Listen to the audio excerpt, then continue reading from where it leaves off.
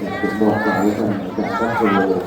ต่อมาจากกระบะพวกจากราชบัณฑิตราชบัณฑิตจะถึงกระบะทางการว่าเราไปทำกันโยงนี้กระบะทางการก็เข้าใจเป็นนักปฏิบัติ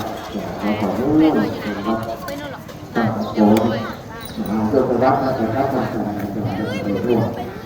กิจกรรมในเรื่องของเสริมพระเกียรติรับโรงน้ำและการวิวาทและการโยงการปลูกการอะไรด้วย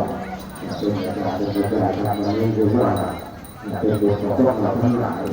ถือว่าเป็นครั้งแรกในการเรียนการเรียนการเกี่ยวกับน้องอยากจะฟังเราเป็นสายเกี่ยวกับนักเรียนมารับการเรียนการที่อยากเป็นข้าศึกอยากเป็นตัวคนที่รักไม่เป็นตัวรักเวลา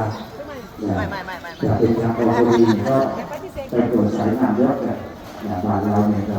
คงจะมีภารกิจแบบนั้นเรายกความทำก่อนเรายกใจจิตใจทุกคนเป็นประสงค์อยากจะร่วมเป็นเจ้าภาพร่วมกันไว้จะเป็นเราจะได้พา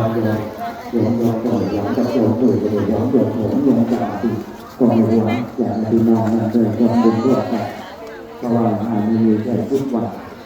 อย่างที่ทุกวันที่พอเราเป็นเดือนร้อยมันจะเป็นแบบว่า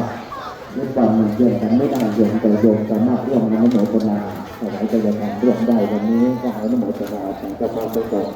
กันในโยมโผได้ในโผต่างๆเพื่อทำและเป็นโยมประโยชน์เป็นโยมผู้ที่จะแก้กัน